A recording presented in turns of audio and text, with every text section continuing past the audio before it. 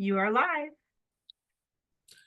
All right, good evening. Want to welcome everyone to the Discipline Matrix Ad Hoc Committee. We are joined with our committed panelists and group and ad hoc members here. Want to get this meeting started. It's about 6:05. I think I'm going to have a couple other members possibly joining us tonight as well. Folks are juggling a couple of things. I'm checking to see if we have staff, anybody in the audience? No, we don't have any members from the public yet, but want to welcome everybody. We have quite a few items that we have been picking up from and chugging along as we continue to move through the manual of rules, violations, and looking at the language and different descriptions. And we've started to move into some heavy areas that I could imagine that we're going to kind of dive deep into this evening, and to be able to start chipping away at. I'm wondering in those specific areas. I know there was like about two or three, if I'm mistaken. I'm sorry, I haven't put up the notes yet. There was a couple areas, including use of force, and I don't have the other ones in front of me. I'm sure you'll share it in a second. That seem to maybe require meetings on their own, right? So I'm thinking we could just identify any one of those, start with those tonight, because we're going to have a limited number of meetings before the year ends. And I'm wondering, Acting Captain Hubbard, if there's any particular sessions that you think that we could complete between now and the end of the year. I guess what I'm trying to get at too is I don't want to start picking up a really heavy topic and then have a 3-week break because of the holidays and then have to pick up that discussion up again. So I'm wondering if there's like a nice clean break that maybe we could identify that we could try to get to before the holidays. And then also Chief of Staff looking at the upcoming meetings, how many upcoming meetings we have left as well before the holiday break. So I just kind of want to throw that out there as well too. Or if the group just feels like we just keep on chucking along and see how far we get, and then we just pick up where we left off. So kind of open for thoughts around that process. So before we kind of jump into things, kind of want to hear some folks' oh, great. Thanks for sharing the notes in the chat, Mike. But yeah, definitely open to hear Captain and Deacon Laws if you guys have any particular thoughts around just kind of our cadence over the next couple of weeks as we go into the holidays. Sure. I clean up the notes a lot from last week, so I have those highlighted, and I'll share those. A couple just lingering issues that we talked about, but getting into the heavy stuff, it really boils down to use of force, truthfulness, and also custody of prisoners. So those three. And you're right, it may just, those singular topics alone may take up an entire meeting. Just so if we want to time it to where we cover just one at a time.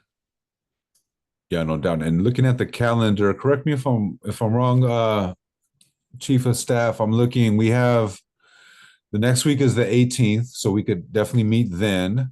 And then the following Wednesday is clearly Christmas, then New Year's. Yeah, that is correct. And then we're not correct. back onto the 8th, right? That's so correct. Yes. any one of those particular areas, Captain, you think that we can knock out between tonight and tomorrow? And tonight we got to review your edits as well too from the last meeting. So I'm thinking we can do that and then maybe jump into a subject and then hopefully complete that subject area by the next meeting, and then we could start fresh with a new area to come to the new year. sure. Use of force has many different levels. So how about since it's fresh on our mind, how about custody of prisoner? Absolutely. Okay. That is a very Yeah. interesting subject that we recently talked and discussed and had some disciplinary hearings around it. Without getting into details, it's always interesting to see how these rules are interpreted, right, and how and implemented, and how we look at things on the back end. And yeah, certainly agree. I think that'd be a great place to start. Well, after we look at the notes from last week as well and square those things off. All right. Am I forgetting anything? If not, we could jump right in. Jump right in. Okay. I made it more obvious just with the yellow highlight here of, can you all see my screen? Yes. Okay, great. This is compromising criminal case. Made a few changes. I'll go ahead and read the whole thing and I'll tell you exactly what I changed. Members and employees shall not use their authority or position to compromise the integrity of criminal cases. This includes, but is not limited to, the following prohibitions: interrupting or influence the legal process. Members shall not interrupt, attempt to interrupt, or properly influence any stage of the legal process, including investigations, charging decisions, or court proceedings. Interference with criminal investigations. Members shall not engage in any activity intended to interfere with a criminal investigation, charging, or prosecution of any case. Failure to cooperate. Members shall not fail or refuse to cooperate with an official in criminal investigation when directed by a competent department authority. And then this is the one that we talked about last week about whether there should be an exception to undercover officers. So this reads: the policy does not apply to members operating in undercover capacity where actions that may appear to compromise an investigation are a necessary and approved tactic to further legitimate law enforcement objectives. Such actions must be conducted in accordance with established procedures, supervision, and oversight specific to undercover operations. So the last bullet point there is the big change.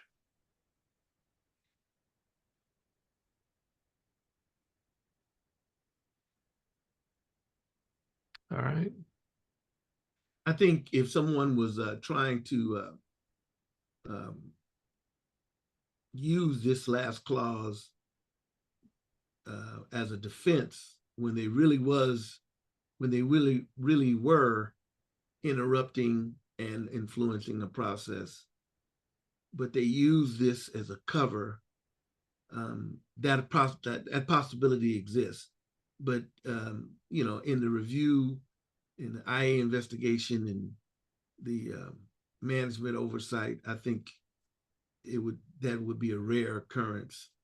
So I think this is about the best we can do in this particular situation, but it has to be put there because someone could be operating undercover and have to say and do things to prove their, you know, their believability or their veracity working with the criminal element.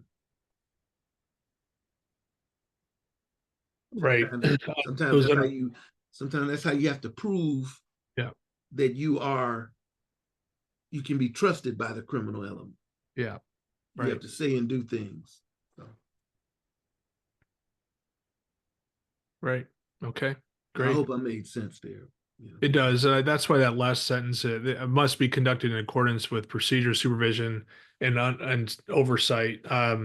You know, we always have to have an operations plan when there's an undercover operation. So it's not like me going off duty somewhere and then saying, "Oh, I'm undercover." There has to be some type of operational intent behind it.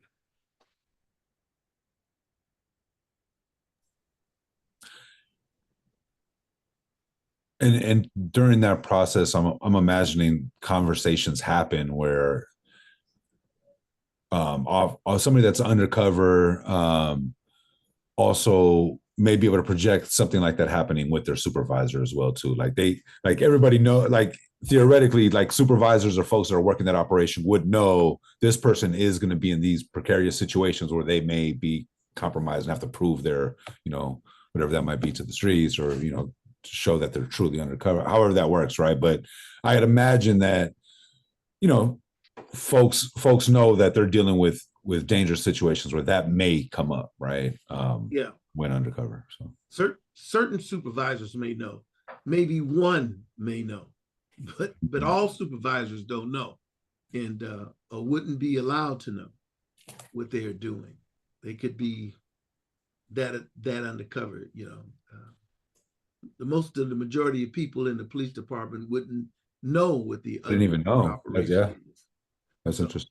But so you'd have like a patrol officer not even know somebody is undercover because it's so high level. Yeah. If a patrol officer knew, then the streets know. He's not undercover, you know. Makes sense. And then you never know, you know, you have people who leak things all the time, you know, intentionally and unintentionally, accidentally.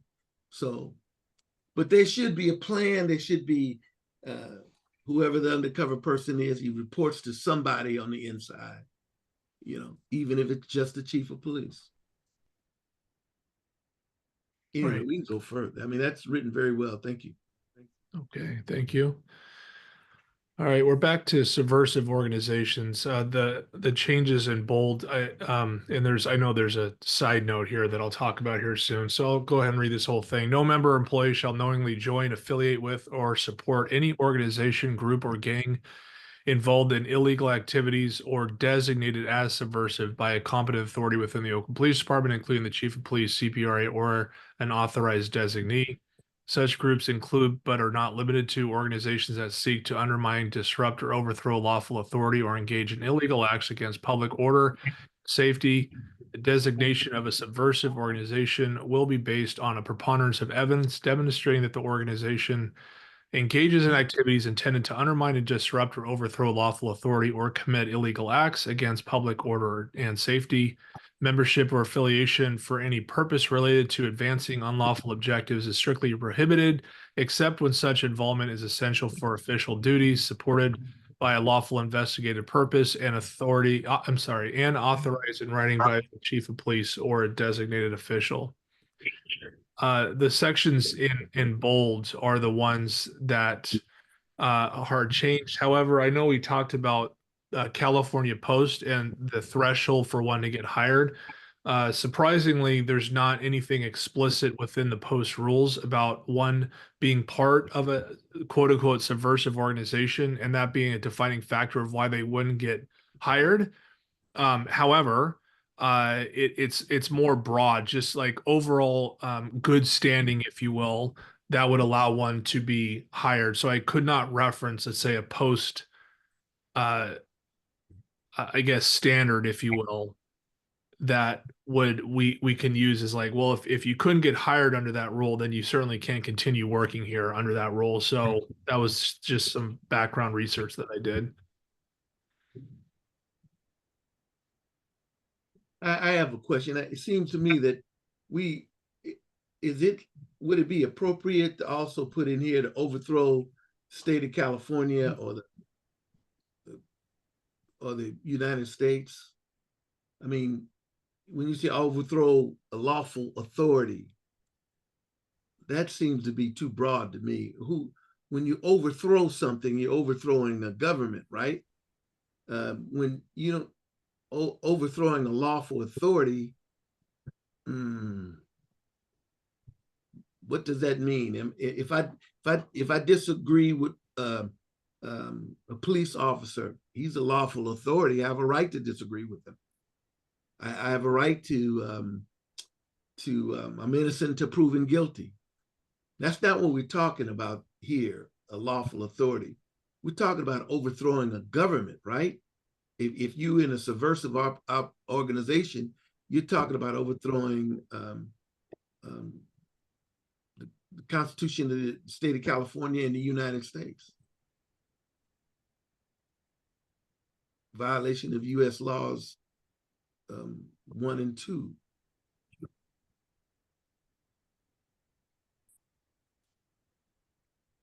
Okay. Yeah. Yeah. So overthrowing a lawful authority, I don't.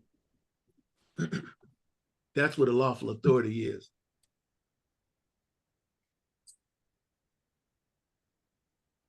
Right. Undermining, disrupt, or overthrow. Overthrow is The government. sure. It's a subversive act. Yeah. But a subversive against whom?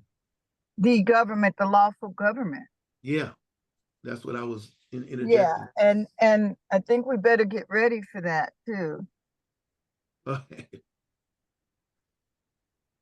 And good evening. I've been listening. I've been driving though in my car. Yeah, that makes sense to me. I'll expand on this a little bit more. What lawful authority means. I'm hung up on undermine. Overthrow is a lot, but undermine. Like, what if I join an organization where I just don't want to pay my taxes 1 year just to undermine the government?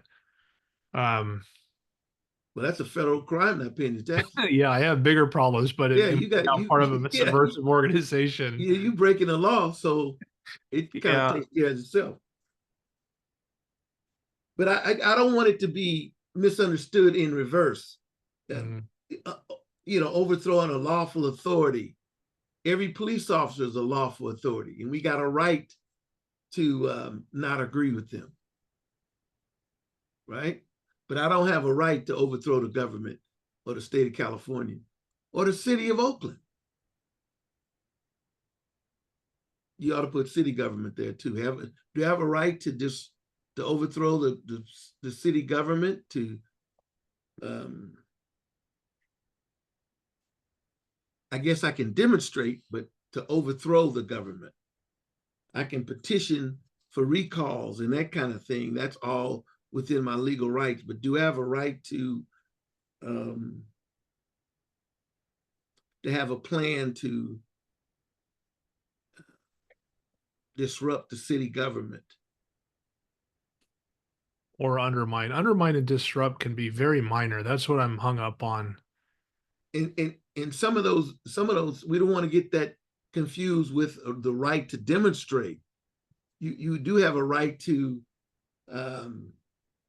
demonstrate in front of the city hall, and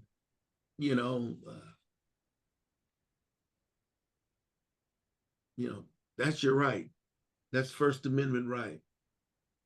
But overthrowing the government is criminal act. January 6th is our classic example.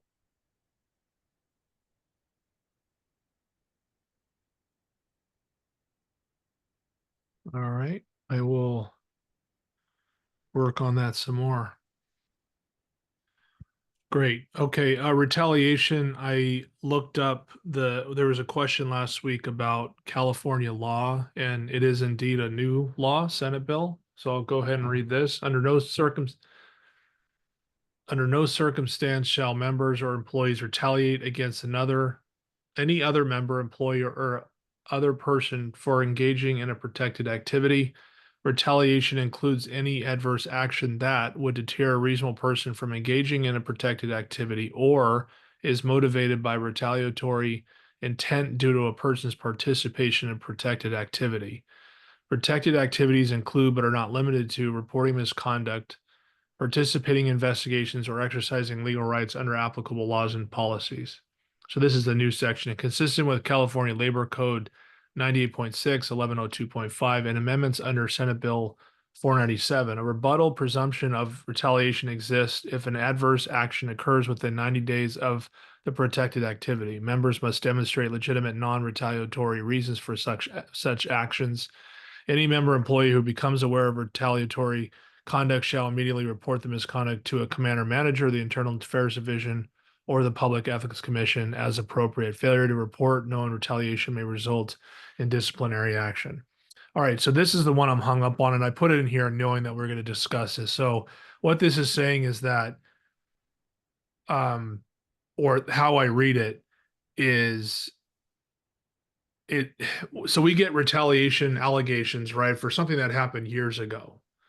And what this is saying is that there's a presumption, but within a certain time frame. So it's not just some afterthought. It really is some retaliation that's attached to something that happened within a reasonable time frame. This is somewhat against our policy, so I want to reference this, but I also don't. I want ours to be more restrictive for obvious reasons, because someone should be able to argue retaliation at any time. It doesn't have to be within a certain time frame.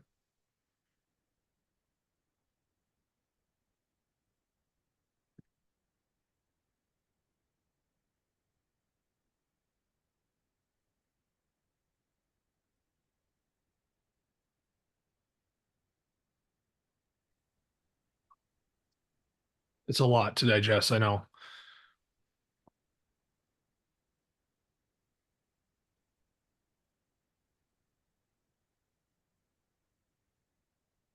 So basically, I'm thinking about cutting this out.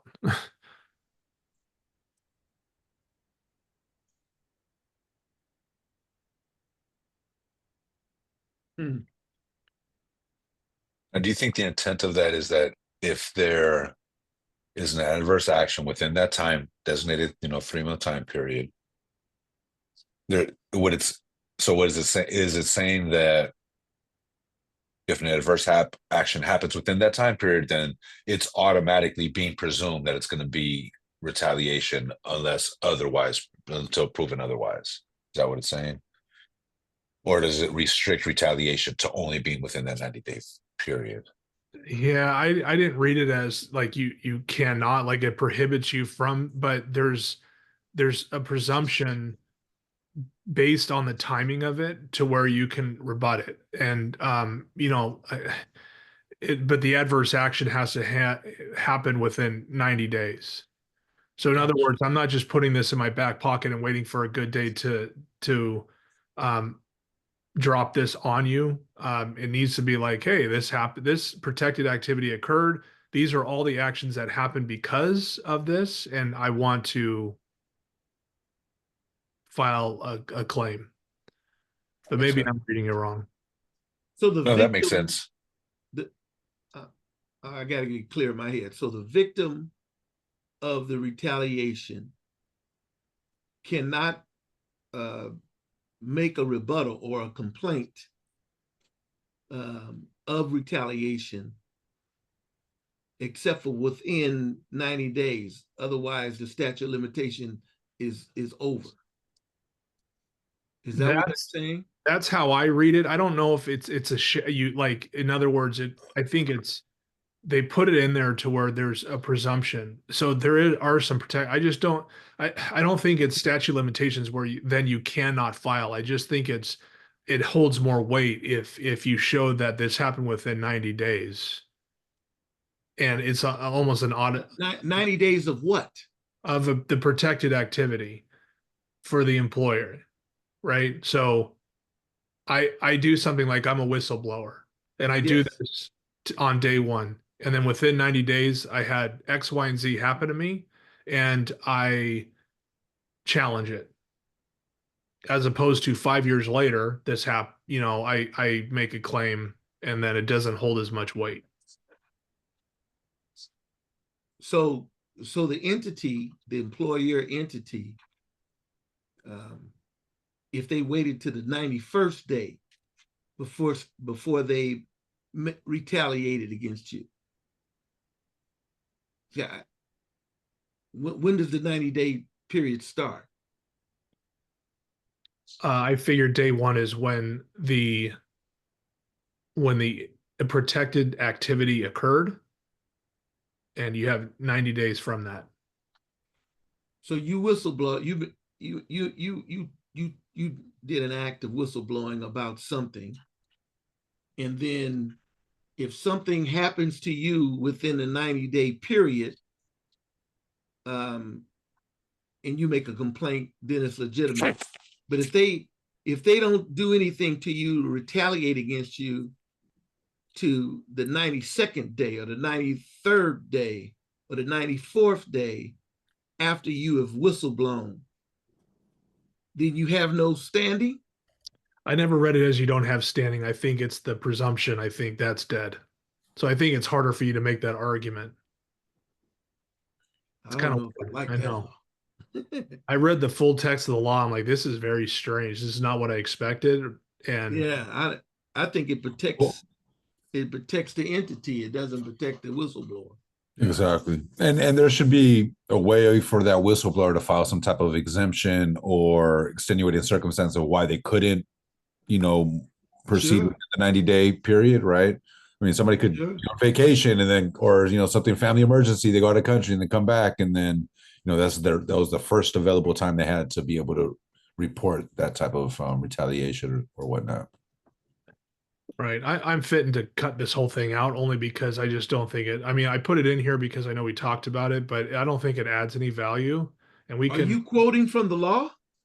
It is. This is from the labor code that I read, then the Senate bill that came out this year. Yeah. I don't know. I'm not a big fan of it. I wanted to put it in here so you can all put eyes on it, but I just don't think it adds any value. And our policy or city policy too doesn't have a timeline. I just don't think it has value. Well, what supersedes the city's municipal labor relations laws or the state of California labor code?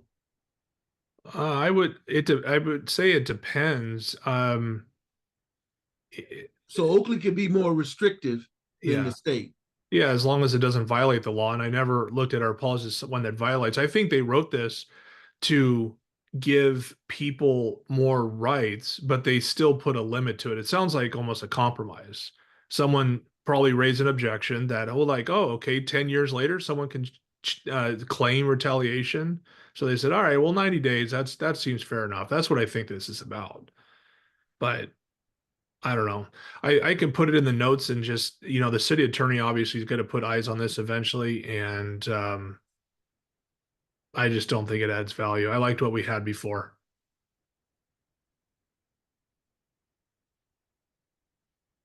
I don't know enough about it to have an opinion. I'm actually think that it's kind of punitive to the person who is the whistleblower, but I don't know enough about it to have a comment on taking it out or leaving it in. If it's the state law, maybe it should be in so people would know it. Yeah. You know what I mean? If we take it out, but we leave the labor code in there, Yeah. that's kind of disingenuous. I'd rather people know their limitations.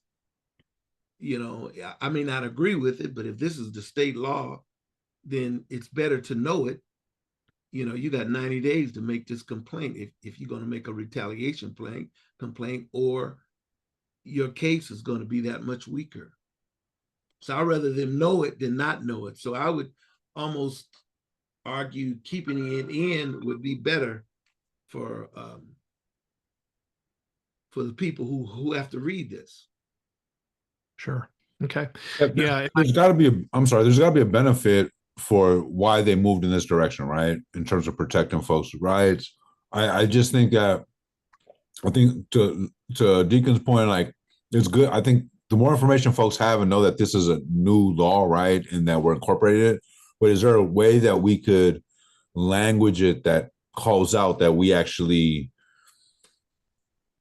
that it may be beyond 90 days and those, that will still get protected within this context right here. Yeah, sure. Yeah. Certainly. Okay. Yeah, I'll continue working on that. This was somewhat of a last minute research thing I did for today. And so for all I know, I probably misquoted the law too. So anyway. This last supervisors are responsible for ensuring a work environment free of retaliation. Violations will be thoroughly investigated and may result in corrective or disciplinary actions up to including termination. I think we wrote that in there before. Okay, I'll come back to that. And then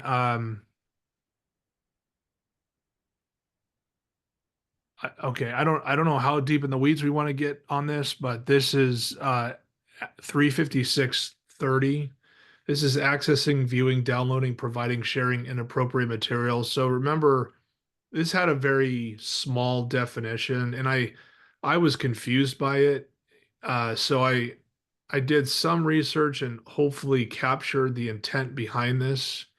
It's rather long, just because I do feel like this is a more prominent section based on just social media and access to digital information and how easy it is to access, view, download, share. So I really elaborate on this, but I'll go ahead and read it. Members and employees shall not intentionally access, view, download, provide, or share inappropriate material, including but not limited to racist, pornographic, or otherwise offensive content while on duty or in a police facility. Such actions are strictly prohibited unless they are necessary for the performance of an official police task, have received prior approval, or are conducted as part of an of an authorized investigation. Inappropriate material includes content that is offensive, discriminatory, explicit, or contrary to department values and public trust, encompassing racist, pornographic, violent, or extremist material. Intentional conduct refers to any deliberate action taken with the knowledge and purpose of accessing or distributing such material, regardless of the medium, including computer systems, mobile devices, or printed documents. Exceptions are permitted only when an official investigation duties require handling such material, provided such activities are approved by a supervisor, properly documented, and conducted in compliance with applicable laws and department protocols. Training scenarios involving sensitive conducts must also be pre-approved by department leadership and follow a structured curriculum. Accessing, viewing, and sharing inappropriate content for personal use or without a clear job-related purpose is expressly forbidden. Similarly, using department resources, including computers, phones, or networks, to distribute such content is prohibited. Members who become aware of any violations must report them immediately to a supervisor of the Internal Affairs Division or the appropriate oversight body. Any violation of this policy will be subject to administrative review and may result in disciplinary action up to and including termination in accordance with department standards and applicable legal requirements. I know that's long. There's a lot of things there that, and I want to harp on like the authorized. So our criminal investigations division, for example, I mean, I don't think it's any secret that they do scour the internet and social media to find out criminal intelligence. And by doing so, you come across a lot of offensive material, and it's not one that it's very important for their investigation, but not something they should then print out and distribute to everyone or other things. So there needs to be guardrails there. And then certainly just the general goofing off and sending inappropriate texts. And, I don't think we have to look far to a local agency that's doing that right now. And they're in a lot of trouble for inappropriate text messages and everything else. That's why this is very lengthy.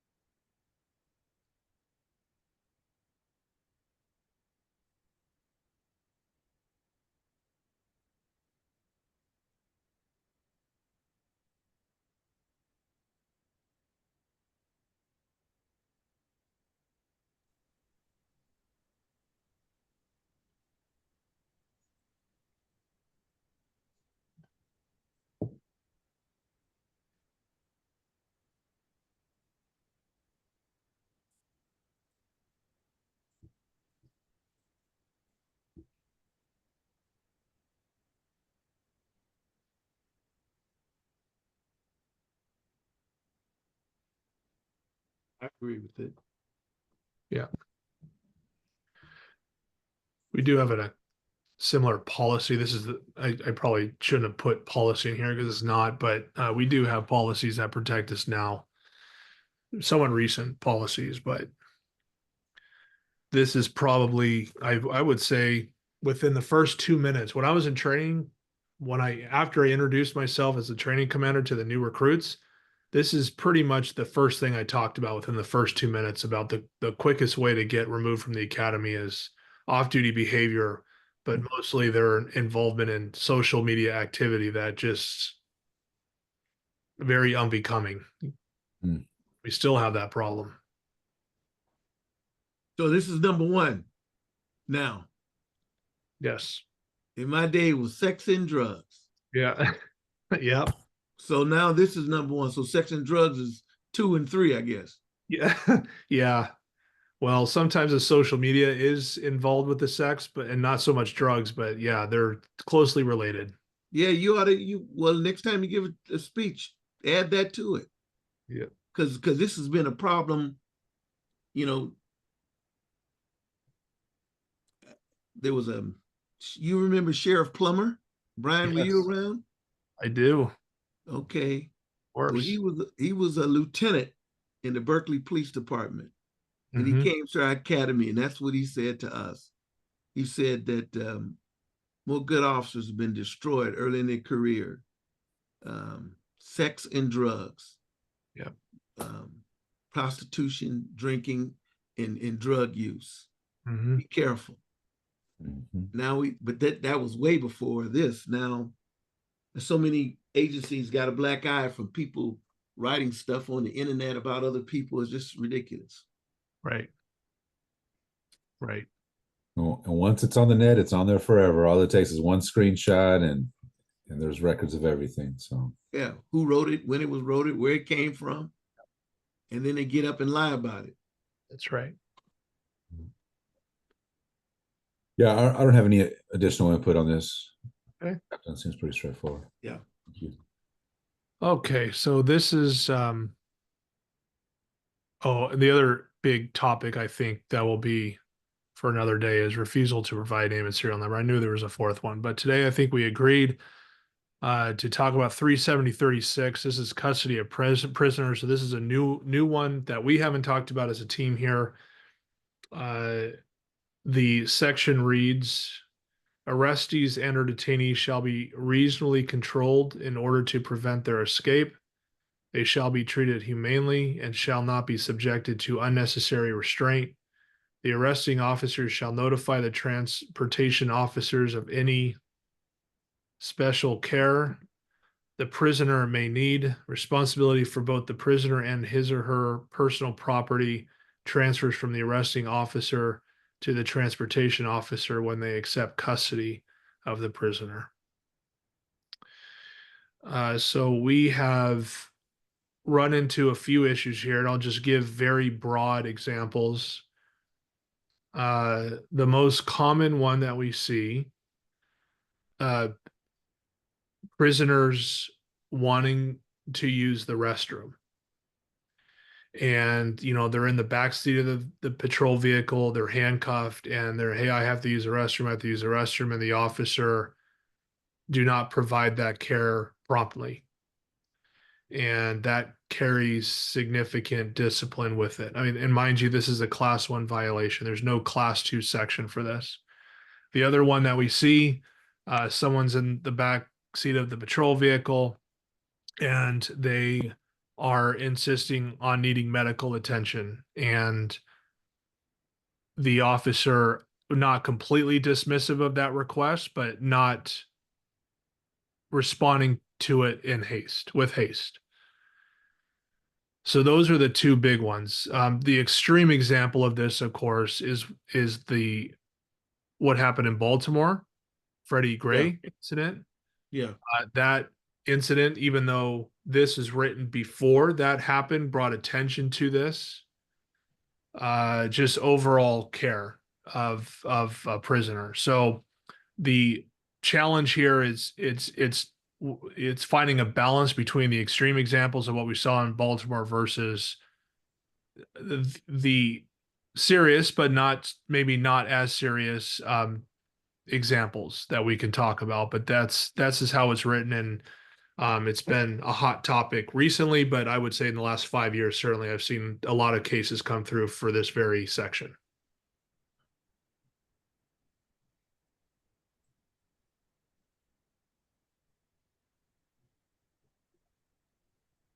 Yeah, just trying to think of where to even start with this one. Part of the challenge is as well too is as it pertains to something like requesting medical care, requesting to use a bathroom, those two specific examples, how do you balance that out to protect officers when those requests are being, I guess, embellished or weaponized to a certain degree, for lack of better terms, right? And that's what I've, and being very sensitive to in terms of that balance of saying, you're full of crap. We see what you're doing, but yet without taking it serious, that opens up that sliver of a possibility that something could go terribly wrong, and then now there's egg on everybody's face. And so that puts officers in very difficult positions to have to make those judgment calls, right? And so I guess that's the biggest thing that I struggle with here, and wanting to give officers very clear and making sure that there are very clear instructions in terms of what those responsibilities are to how to best protect yourself and cover your ass so that you don't, so something doesn't terribly happen, right? And you know, and I don't know, man. I could also imagine you all that have done this work, you've probably seen it all, right? And how do you protect an officer that is making a reasonable attempt to, like, let's say somebody has to use a bathroom and makes that request, and then there's a reasonable attempt to try to meet that need, but yet somebody could be like, hey, I gotta use the bathroom, and then just start, peeing all over the back of the patrol car intentionally. And there's no way, like, how do we, I mean, other than, of course, we look at body cam and all that stuff as well, but it's very difficult to figure out. And if somebody knows how to manipulate or weaponize that in a certain way, right? Again, it's such a tricky balance to be able to also protect officers that they don't, they cover their ass, but at the same time too, they're doing things as appropriately as they possibly could in that moment, and remind me, Captain, there was a DGO order that's directly associated with this one, or There is. yeah. 02 is the DGO. Even though, I mean, I know you read it recently, it still has a lot of gaps in there that needs to be improved. So with this conversation, I'm sure will be our conversation surrounding that that policy and training that goes with it. And how you described it is great. So to elaborate more on what you said, indeed, people do say, hey, I have to use the restroom, in hopes that we unhandcuff them. That's the only way to do it. And they use that opportunity to escape or custody. The statement of they want to go to the hospital is a way of delaying. Some people, and they admit this, admit that, well, if I say I have to go to the hospital, then they'll just let me go at the hospital, give me a citation and just leave me alone. And sometimes that is true. Or using that method as a means of escape also. The other times, like going back to the restroom example, sometimes officers are just not in the position to take the person to the restroom. It's not like we have facilities throughout the city of Oakland that are designed for this very matter. We transport our prisoners all the way out to Dublin, and sometimes you're on the 580 freeway and there's just nowhere to stop. So it's either you turn back, go back to the city, or you go out to Dublin, but you don't want to drive faster because that's also a violation of this section. However, the version of that is if a person claims to have a heart problem or trouble breathing, the expectation and the training we provide is you pull over and you call for an ambulance in code 3 status for them to come to your location. And I think most understand that. Okay, all this is new to me. So if a prisoner says he's got to go to the bathroom and you're in transit and there's no place to turn off, they cannot go to a gas station. They are just directed not to do that, but to call for an ambulance to come. And what happens when an ambulance comes? Ambulance would be for medical, not using the restroom. And yes, we can go to a gas station. Let's deal with that one first. Yeah. Okay, because you mentioned it first that a person has to use the bathroom and it's inhumane not to provide it for them. So what are they instructed to do? How are they trained to deal with that circumstance? We train them to find a restroom. I mean, it's as simple as that. Where I think we fall short is the tactics that are behind that, as in how do you safely allow one to use the restroom while they're still in custody? And you have a gender issue also, like a male officer with a female prisoner. And there's a lack of availability of sometimes of female officers to help facilitate that. So it's a multifaceted problem. Sure it is. And so if an officer is in transit and cannot find a bathroom, then that's mitigating, right? If the person had an accident upon themselves. Right. Right. Listen, there was no place for me to take this person. And I had told him we were a few miles out. Can you wait? And my intent was not to humiliate the person, but I just couldn't find a lavatory. Right? Yeah. Right. Is there a need to detail those mitigating factors? I would think to defend yourself if the person who urinated on himself said he humiliated me, I'm filing a complaint against Officer Lyles because he wouldn't stop the car and he wouldn't let me use the bathroom. Well, I can't let you use the bathroom in public. And I thought we were a mile away or two from the station, and that can you wait? Well, we're almost there. And I'm filing a complaint against him. So that would be mitigating, right? It would be. This section, because it's a class 1, carries significant discipline. So you're already, because of just the mere definition, looking at a suspension days just for being sustained on this section. And I think that's the hang up. So one idea is to make, there's 2 versions of this. You could have a class 1 where it's, gross dereliction, and then you can have a class 2 where you could have done better, but it still falls within the category of custody of prisoners, but it doesn't have much discipline or as much discipline weight to it. Yeah, I just think, I'm not trying to be argumentative. I just think that we ought to write these things so we're not punishing officers. We're trying to get officers to do the right thing. What can they do to prevent this from happening? I don't know. They ought to report it. They ought to be able to get on the radio and say, I'm traveling with a prisoner, and I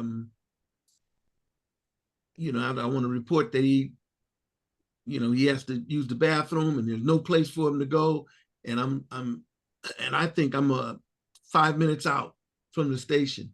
It's got to be some kind of way that the officer's not just set up for someone to use this. If we write these regulations where the officer fails every time, then they will fail. They won't try to do the right thing. How do you deal with that? Because I've been there where you got a prisoner and they got to use the bathroom. I'm going to go to the bathroom. I'm not stopping here. I can't stop here. It's not safe for me or you. Right. And I can't let you. Well, let me just go behind a tree. I can't allow that. You may try to escape. And you know what? You're a dangerous guy. You're a 211 man with a gun. I'm not. I know how desperate you are. You're a 2-time loser. You got to use the bathroom. I might say, well, pee on yourself. You don't want to go back to the joint. And I know you're a dangerous guy. I'm not stopping for you. I'm just being honest, right? So you can't expect officers to think, oh my God, I'm gonna be. We're writing a thing that they damned if they do and damned if they don't. Is there a way to establish a process in which an officer can self-declare and establish mitigating circumstances? And I guess I'm trying to just play out scenarios, right? And another thing too that we recently dealt with, but another instance in this would be if somebody's a known self-declared flight risk, right? Somebody's telling you ahead of time, is telling you, and this person's dangerous, or maybe their initial charges were aggravated assault, attempted homicide, homicide, very violent crimes, right? And you have an individual, and this is gonna ring a little true to you, Captain. You have an individual that's telling you that if you transport me from here, right, I'm gonna run. I'm gonna take off. I'm gonna give you my best effort to get out of here. Now that seed has been planted in the officer's head that this guy's a potential flight risk, right? So 2 minutes later, he's like, "Oh, sheesh, I gotta pee, and I got a bladder problem because I'm, a little older. I gotta go more frequently." But now I dug my own grave, in the lack of better terms, because I've already declared now that I'm a flight risk. I've already put that in officers' ears, but oh crap, I really got to pee, right? It's a messed up scenario for now the officer, because now the officer's balancing out. Well, we know this guy's a violent criminal. It was maybe he was resisting when we're even trying to get him in the car. Maybe he already clearly told us he's gonna run and take off on us and give us his best shot. And now he's asking to use the bathroom. Like, absolutely not. We're not stopping, right? But in that moment, or maybe he got a little bruised or a little minorly roughed up getting into the car because he was resisting, and it's kind of like his own fault because he was resisting. So it's a little tussle, right? And now he's saying, I need medical attention. And that the guy just told you he's a flight risk, he's a violent arrest, he was just resisting arrest. But that if I don't get on the medical attention, you're in that, again, place between the hard place and a rock and a hard place, right? If I don't get him the medical attention, then I could possibly be violating a MOR violation or a DGO. But if I get him out, I already know that, he's fully capable of running or hurting somebody or hurting himself, right? So you're trying to make that judgment call in that moment. So I guess I'm saying all of that to say that in that moment, is there a way for an officer to, like, to Deacon Lyle's point just right now, to like call a supervisor and say, hey, this guy has requested medical, this guy's requested to use the bathroom, but he was just trying to take off on us. He was just telling, he's a extreme, our assessment of the situation is a flight risk. He's already tried to resist. He's told us he's going to run as soon as we let him use the bathroom. But I'm just covering my A, right? So that if we come in and an accident happened, why I didn't stop. Or like, there's a record and you're creating a paper trail for yourself to cover yourself that you've exhausted all things per these rule mandates, right? That you're following, and taking every reasonable step to cover yourself, right? Same thing with like a medical attention, like just letting folks know that even if you think it's unreasonable, this guy's not hurt, he's just full of it, he's gonna run, right? But he will not stop asking for medical. It's ridiculous how many times he's asking for medical care.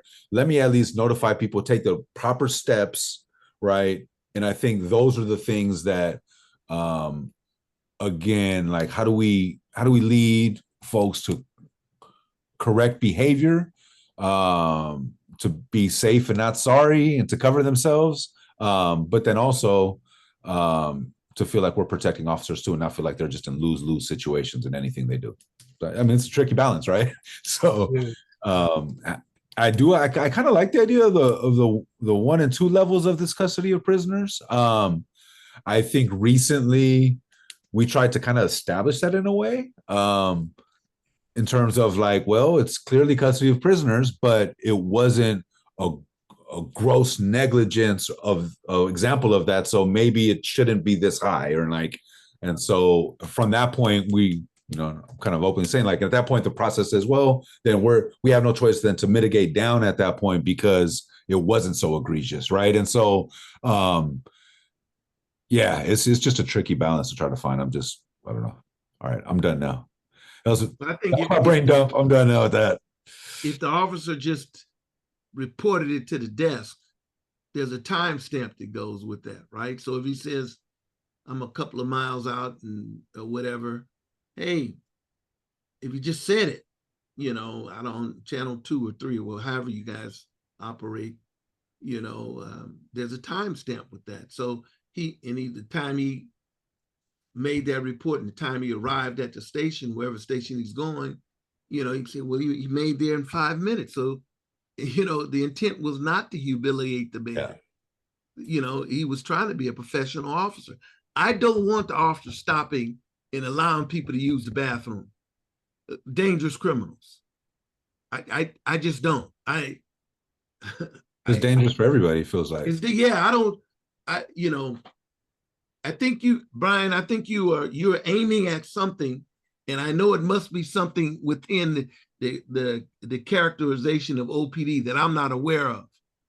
But so you're trying to eliminate something from happening. You must have seen some egregious acts where people were denied bathroom access and et cetera, and allowed to humiliate themselves. And I get that, but is that the majority or is that the exception?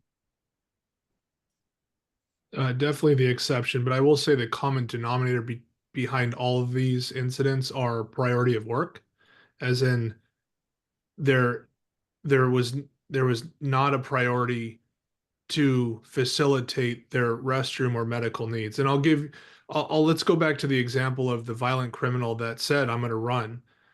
Let's assume for a second that I take it seriously and I want to prioritize his need. Because he said that he is going to run or fight us, I will acknowledge that he has to use the restroom. I will get on the radio, and of course my body-worn camera is activated too, which is very helpful. There you I will go. say, I need 2 additional officers here to help me facilitate his use of the restroom. There you go. That may take some time, and unfortunately there may be an accident that happens Yes. at that time, but at least I'm being intentional behind my decision making versus I'll get to it when I get to it, which I have seen cases like that where they're just not prioritizing the need. And I think that's the common denominator of what I like to train and establish is like there's a difference of you doing your best and you fall short versus absolutely ignore everything that they're saying, which can be inhumane. And I think that's what we ought to aim at, that we ought to correct this behavior through a training. Listen, if you think you can't get this person to the bathroom, you better find a way to establish why you can't do it. Right. You know, you had better do that. You're obligated to that.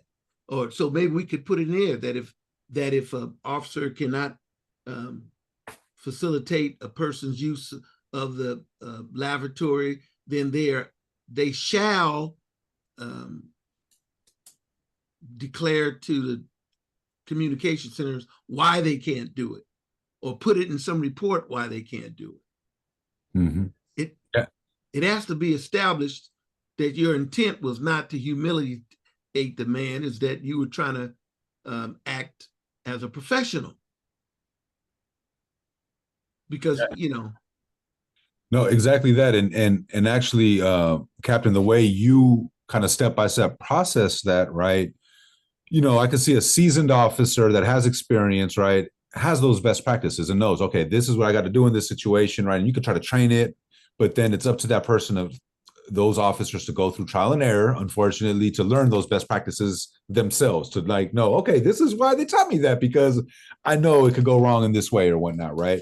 So I think where we need to move to is to memorialize that best practice and move it from a best practice to a mandate that helps them be like, okay, whatever that request was, whether it was medical or the bathroom, or because it sounds like there's a myriad of different types of requests that could happen under custody, right? That if they cannot reasonably meet that request, then they need to take this, and this step, basically cover themselves to make sure that you're moving in that right direction. And if something, you know, God forbid, were to go wrong, that at least they were taking the proper steps to do that, right? And it's not just left up into the air for best practices, and then everybody kind of does it a little bit different, but there's actual instructions of a process of like, okay, if you feel like, dang, I'm in a real tough position because if I let them out, or if I pull over, if I do that, it's going to have these type of negative consequences, then as soon as there's that judgment that you can't reasonably meet that request, then you shall take these steps, whether it's contact a supervisor, call for backup, or at least notify folks that you are not able to reasonably meet that request, but you're trying your best to do so. I mean, I don't know. I mean, obviously that's wordsmithing that needs to happen, but something in that regard, you know, so that it's not just, so it doesn't happen. So there's not variations of how that gets dealt with in different circumstances with different officers based off experience and best practices, but that there's a little bit of a roadmap for them, given the fact that it is a class 1 violation. If it's like, how do we acknowledge that and say it's very easy to make this mistake? So if this is and this is very common, right? As a matter of fact, like we're saying today pretty openly, like, hey, some criminals actually use it as a tactic to try to get out of these situations. So because it's that common, if this is the case, then you shall follow these X, Y, and Z steps to cover yourself so that you don't, because it's very easily to violate this one right here, and it's a class 1. So, and that's one of those ones where it's like everybody should know, like, ooh, this one's an easy pile of doo-doo to step in right here. How do we have our best practices and our steps so that we avoid that mistake? Yeah, I don't want officers to make an excuse for stopping, on their way to bring somebody to the lockup. I don't want them stopping, making excuses to stop them, because things happen. People get beaten that way. People get hurt like that. You come directly to the station. Yeah. With a prisoner. And I guess what I'm getting is that we don't want officers having to explain that circumstance on the back end when they could like declare it on the front end. Like you said, like, I'm coming in, I'm 7 minutes. I want to catch them doing things right. Yeah. Yeah. Yeah. I don't want them having. Can I add one more thing about the custody of the prisoner? Seemed like in this section, something should be in there about if the second officer or if another officer witnesses a misbehavior, that they have a duty to immediately report. And that should be a shall, under 17.370.360, 36-1. Okay. What do you think? Yeah, no disagreement there. I mean, it falls within the general misconduct mandate of reporting, but I know that when we put that language and things like this, it just has more bite to it. It just emphasizes the seriousness behind it. Sure. Yeah. So when we look at this, I mean, I hear what you're saying. I think they're all great points, and our policy definitely needs to be updated, and also our training. That was a big component for a lot of these things. As officers literally don't know how to allow one to use the restroom. In a strange way, medical is a lot easier because there is better control in those situations. Like, we can handcuff someone to a gurney, for example. Restroom is a totally different dynamic, especially the location changes, whether the subject can lock themselves into the bathroom, all these different variables. Gender dynamics. Or take somebody hostage in the bathroom. Yeah, certainly. And or hurt somebody in the bathroom. And, or make a spurious allegation that he brought me to the bathroom. I was beaten in the bathroom by the officer. That's right. All of that is opened up, with them bathroom breaks. No, just bring the prisoner, bring him to the station right now.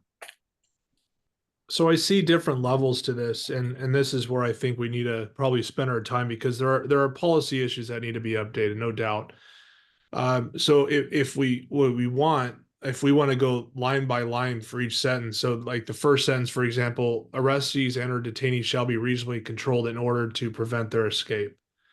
That in itself is an interesting sentence, because one can look at body-worn camera and say, oh, well, the officer didn't follow policy by adequately controlling them. Let's say the person runs away from our custody, you're saying, well, you didn't properly have custody of them. I mean, that's a pretty heavy offense to lodge against the officer for just not controlling them properly, which is not an uncommon thing. People run from our custody all the time. Even if they're just detained, as we see here. Have you ever had a prisoner that was handcuffed in the back and that got out of those handcuffs from the front? Yes. It happens all the time. The Crown Victorias happens all the time. So yeah. People used to escape the car because at Crown Victorias, you can take the whole panel off the door. Yeah. And unlock it. That was a common thing for the Crown Victorias. They fixed that. Yeah, board did, but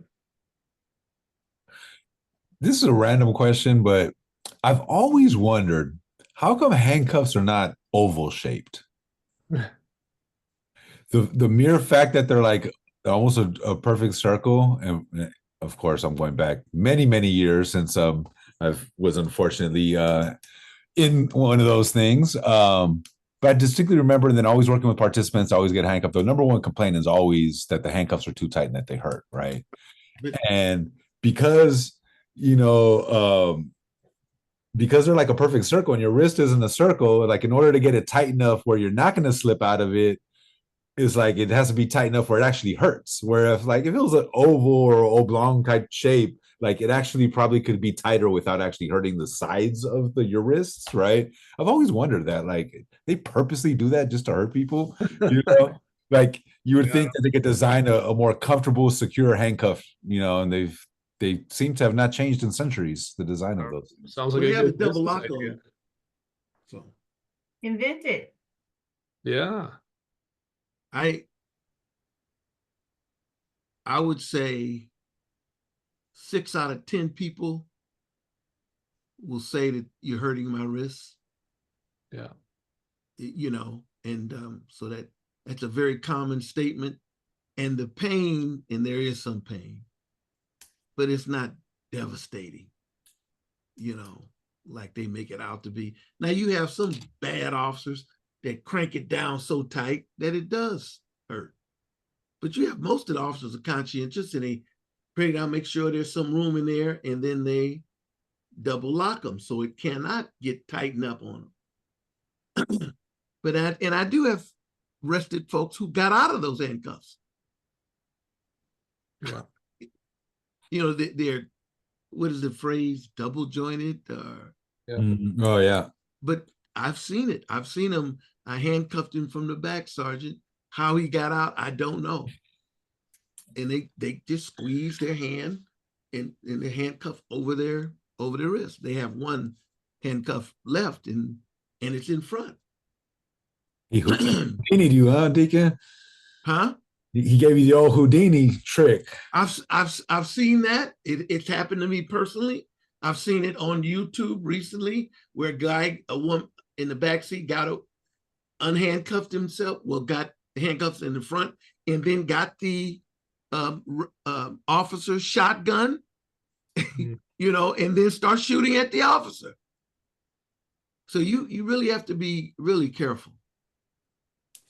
Is there a time that when are zip ties used as an alternative?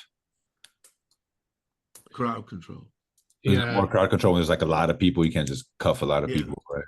Yeah, we're only allowed to use them during crowd control, and they're specific and specifically designed zip ties. We call them flex cuffs actually, because zip ties, it's not the ones that you would get at Home Depot. They're specifically made so they don't cut into the skin.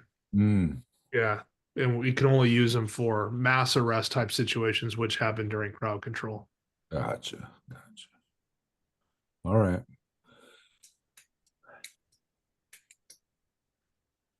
So there's a lot to digest here, and I really don't even know where to begin. I guess my idea was like, can we entertain a possible class 2 section also that talks about the lesser form of things, so it doesn't always have to be categorized as inhumane, where one can do something better, but not to the heaviness of in the same category of inhumane treatment. Yeah. And I'm sure this feels like one of those ones that like a city attorney would definitely want to opine on and could have major implications on just on consequences and just this one we're gonna have to think through a little bit further for sure. Yeah, but we want to go on record that it is inhumane to deny a person use to the bathroom. I just don't know that within the transportation from the point of arrest to the station, that's inhumane. I think that's overstated by professionalism and the protection of the public. If you got somebody handcuffed you have arrested them, you're transporting them, so they're under arrest. So they could be a danger to themselves or others. So I don't think the fact that you got to go to the bathroom is going to make me stop and tell you to go behind a tree, unhandcuff you so you can go behind it, and no, we're not doing that. Well, I'm gonna pee on myself. Well, I'll drive faster. And then the officer ought to let somebody know the circumstance. And like you said, you got the body worn camera, and I guess that's recording everything. So that ought to be the mitigating evidence, as opposed to reporting it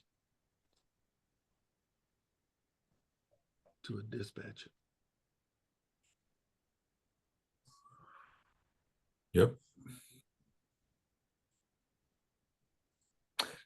This almost feels like that pursuit policy that, like, in that moment, an officer is going to have to like process all of these different factors and then make a judgment call based off of like their expertise and what they're seeing in that moment, because safety and the nature of just the arrest itself could really, have a real dangerous person, and the first thing he tells you is, I got to use the bathroom. Like, you ain't fooling me with that old trick in the book, and so but then immediately now you're looking at a lawsuit that you violated his human rights. So yeah, it's a tough one.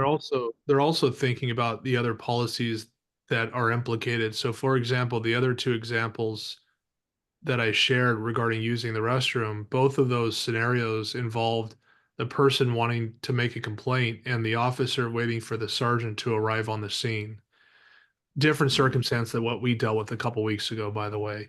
And so they were so preoccupied with that mindset of, I have to facilitate this person's complaint, because if I don't, I'll get sustained for this other policy, that the restroom issue became a secondary thought.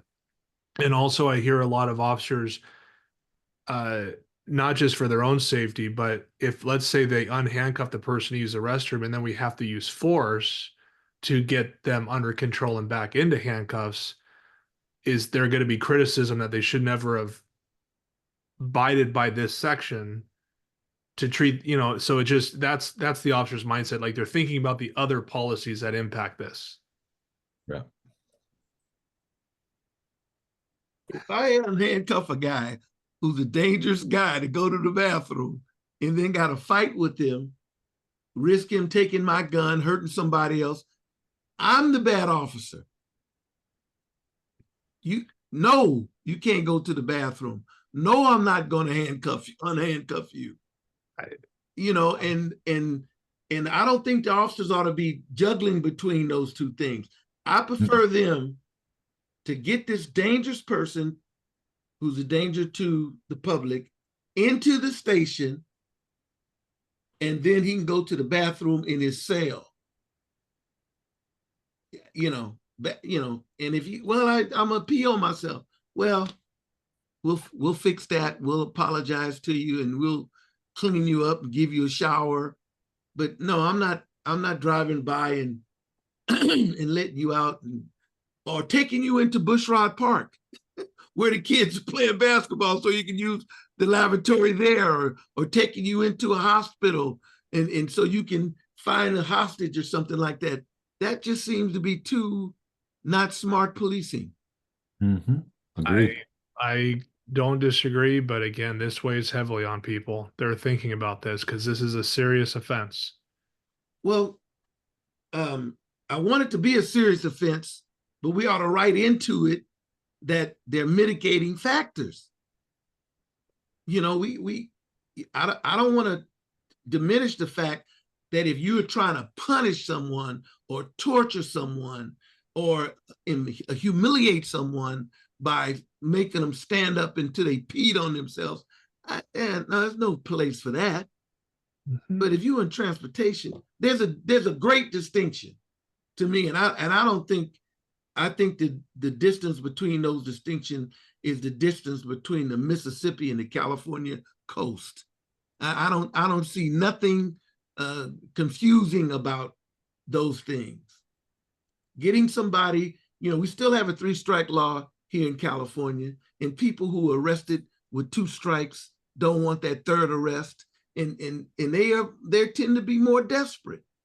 They tend to make greater leaps at escape. We see it all the time. People driving, especially in Los Angeles area, driving down the freeway with 15 cars chasing after them. Where are you going? Helicopters watching you, so these kind of folks exist. That's who the police deal with. So you peed on yourself? Sorry, man. I'm not stopping. And I don't have to stop.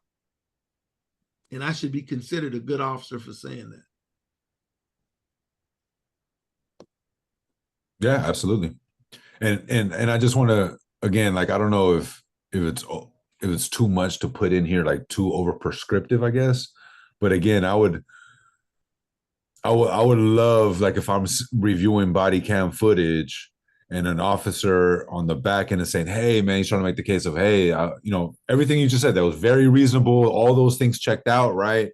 But when you're explaining yourself on the back end, whereas I'm looking at the body worn camera, and from the very beginning, there's a knowledge of that very difficult situation, and then there's like a declaration to their supervisor or something like that, then to me, then it's like, oh, this person was very cognizant of, like, he didn't want to violate his rights, and he understood it was tricky, but safety or whatever that circumstance in his judgment superseded the ability, and he got him to that place as reasonable as possible.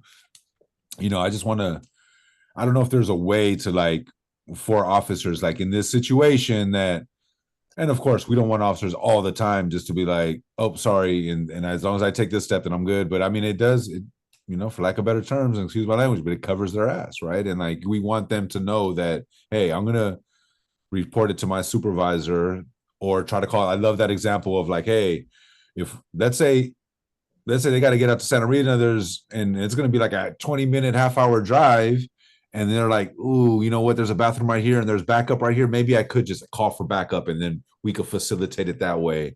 If we're already on the 580 and I'm 7 minutes out of, I'm not stopping. We're headed in, but I'm calling it in. Hey, I'm calling it in, y'all. And as a matter of fact, when we get in, we might have to accommodate this guy because he's really holding it in the back and he's struggling. I want to acknowledge that, but I'm doing my best job to protect myself, and I'm getting him in, and I'm not going to stop, right? Because at least it shows that there's that thought process, and that they're cognizant of those rules, and that they're doing their best job, rather than what we want to. All right. So this, I guess, all of that said, what we want to avoid is the guy was being an a-hole, and he's a safety risk, and he told us he's going to run, and I don't believe him that he actually has to use the bathroom, right? But I'm making that judgment call on my own, and I'm not telling anybody about it, and then an accident happens, and then now he's blaming me for, so it's like, we want to, again, acknowledging that they're in a very difficult situation. How do we give them the tools to protect themselves, given that there may not always be a right answer, Yeah. It sounds like you got a good task.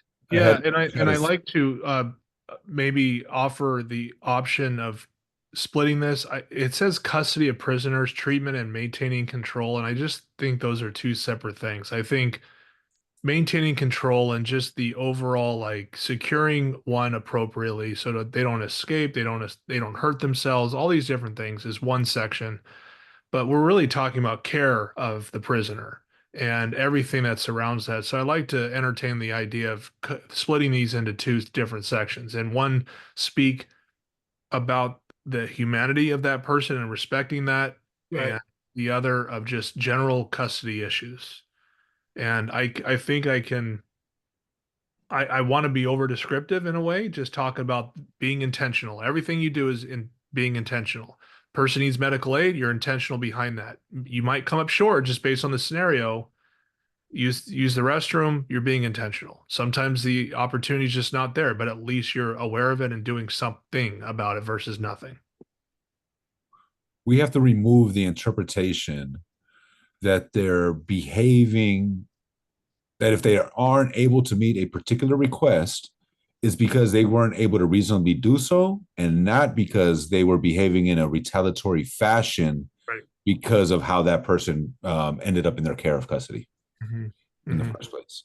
And I think that's part of that's part of the recent challenge that we had, and that's really where I'm kind of keep on getting back to is like we want, if it's not reasonable to meet that request, there's got to be a declaration of reason why it's not reasonable, right? And it has to be kind of just established, put on the table, right? Let's just put that right on the table, rather than leaving any ambiguity that if I'm looking at a body camera, I can interpret it as like, oh, you just thought this guy was a big a-hole and you just ignored his request because you thought he was full of it and it wasn't serious and you didn't take it serious. Because then that's also how folks get themselves in trouble, and they could mess around and have a heart attack and they were crying wolf the whole time and you had every reason to think that, oh, you're just crying wolf, I'm not listening to you. And then, oh man, that 1 in a million chance that something went really wrong actually went wrong and now everybody's in trouble. So Yeah. so we just want to avoid that and protect folks as much as possible and remove any perception of that bias or retaliation that they're not meeting a request because of that person's own behavior, or that they don't take it serious, or Okay, I think I know what my assignment is. I think just to eliminate confusion with all these documents I will send, I think what I'll do is I'll take a shot at this section and only this section and send only that document for us to review, hopefully well in advance before Wednesday, because it'll probably be pretty heavy. And then maybe that'll move things along to where we can get in the ballpark of what we want. And then maybe that'll give us the opportunity to jump right into the next section. Cool. Sounds like a plan. Sounds like a plan. All right. So we are, what time is it right now? 7:23. How are folks feeling? I think given that, Captain, I think this may be a good place to maybe pause now. Let's see. We're Yeah. scheduled Feed to- your family, man. we are scheduled to 8, so I mean, I don't know if there's anything else that might be worth our time in the next 30 minutes, but I'm also more than happy to give folks their time back. And then we'll look at the 17-370-36-1 as a section that we'll focus on for next week as well. All right. Okay, yeah. I have no further questions for tonight. I know what my assignment is. Okay. See you guys next week then. Bye-bye. Same bad place, same bad channel. I really appreciate everyone. It's always a pleasure seeing you all once a week. Okay. And, Take care. and I feel like I learned something every time from each of you. So thank you guys. Yeah, likewise. Thank you both. Thank you, Brian. Thank Bye. you. Take care. Have a All great right, week. take care.